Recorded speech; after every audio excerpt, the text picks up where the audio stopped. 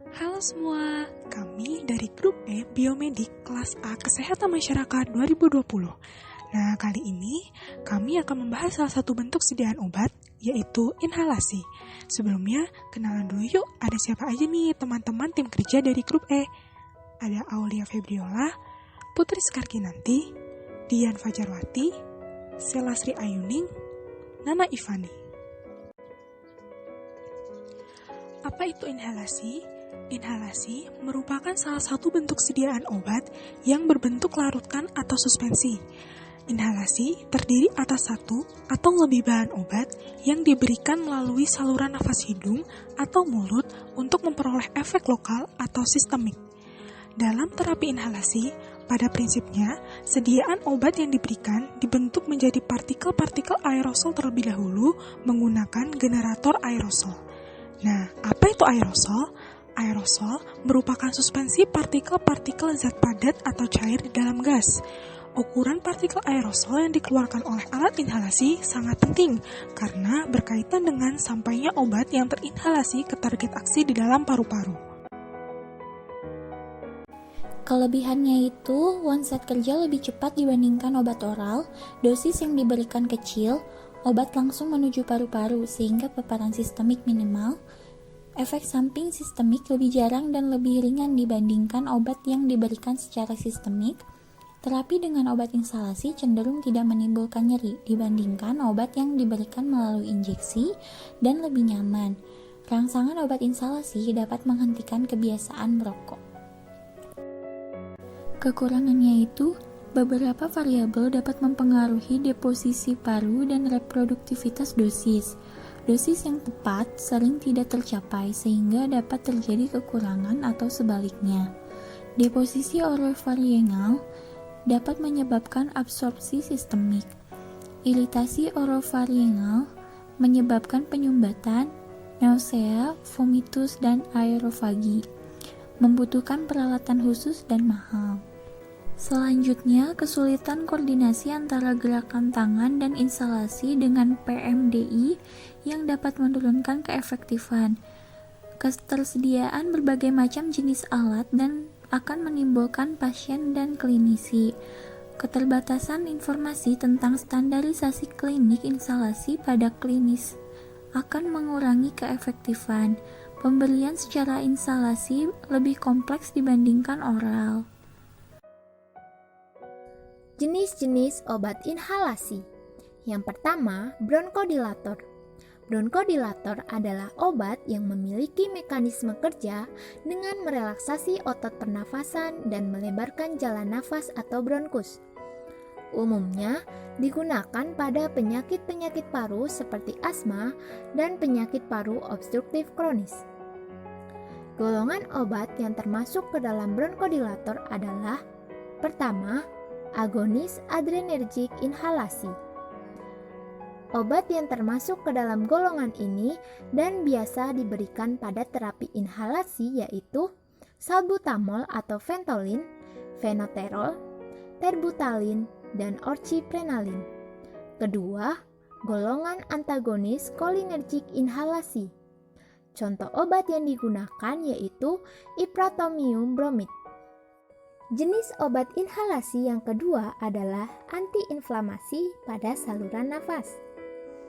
Golongan obat yang termasuk ke dalam antiinflamasi pada saluran nafas yaitu kortikosteroid inhalasi. Pada terapi asma, kortikosteroid inhalasi berfungsi untuk mengurangi reaksi inflamasi yang terjadi, sehingga dapat memperbaiki fungsi paru dan mengurangi serangan akut. Contoh obat yang termasuk ke dalam kortikosteroid inhalasi yaitu fluticasone propionate dan budesonide. Obat-obat penunjang. Yang pertama ada mukolitik. Mukolitik merupakan obat yang memiliki aksi kerja memutus rantai panjang senyawa organik yang membentuk sputum atau mukus sehingga terpecah menjadi molekul yang lebih kecil dan mudah bergerak. Contoh obatnya ada asetilsistein dan bromhesin hidroklorida. Yang kedua ada proteolitik. Tujuan pemberian proteolitik adalah untuk menghancurkan protein pada sputum yang purulen melalui aktivitas enzim proteinase. Jenis proteolitik yang sering dipakai adalah tripsin dan dornase. Sediaan obat inhalasi. Obat inhalasi dapat tersedia dalam yang pertama yaitu Pressurized Metered Dose Inhaler atau PMDI. PMDI adalah tipe inhaler yang paling dikenal untuk terapi penyakit respirasi lokal.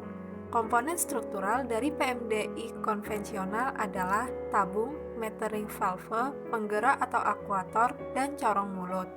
Komposisi obat terdiri dari zat propelan, zat surfaktan, alkohol, dan sakarin.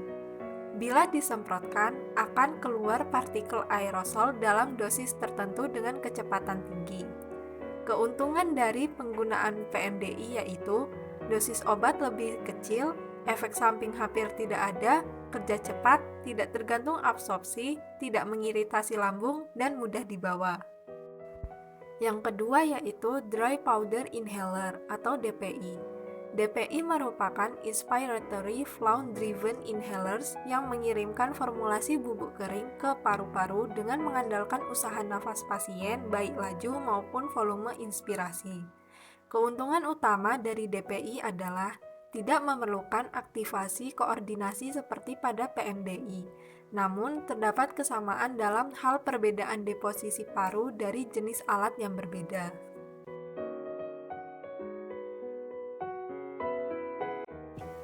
Yang ketiga, ada nebulizer. Nebulizer ini biasanya digunakan untuk serangan akut bayi dan anak-anak yang berupa aerosol yang nantinya dihisap melalui mouthpiece atau masker. Jenis-jenis dari nebulizer ini juga dibedakan menjadi dua. Yang pertama ada jet nebulizer. Jet nebulizer ini dioperasikan dengan kompres air atau oksigen yang bertujuan untuk aerolisasi cairan obat. Jet nebulizer ini mengalirkan gas terkompresi melalui sebuah jet, menyebabkan timbulnya area bertekanan negatif. Larutan yang mengalami aerolisasi masuk ke dalam aliran gas dan diubah menjadi liquid film. Jet nebulizer ini mampu membentuk solusio, suspensi, minyak, dan aerosol dingin.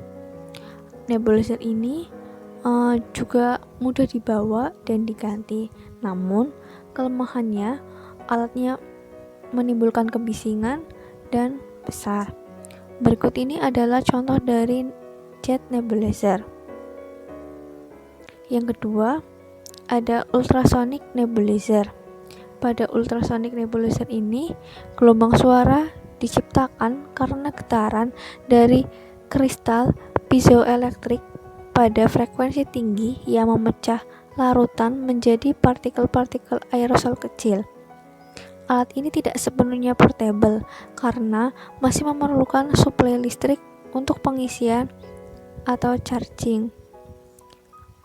Ultrasonic nebulizer tidak mampu menebulisasi suspensi, cairan dengan vikositas, dan cairan dengan tegangan permukaan. Alat ini juga tidak menimbulkan kebisingan, namun ukurannya besar. Selanjutnya, hanya untuk larutan solusio. Kelebihan dari alat ini, suara mesin lebih rendah, partikel aerosol juga lebih kecil. Berikut ini gambar dari ultrasonic nebulizer. Nah, segitu dulu ya teman-teman pembahasan mengenai bentuk sediaan obat inhalasi dari kami. Semoga bermanfaat dan menambah pengetahuan kita semua. Hati-hati ya teman-teman dalam penggunaan obat. Sampai berjumpa di materi selanjutnya. Dadah!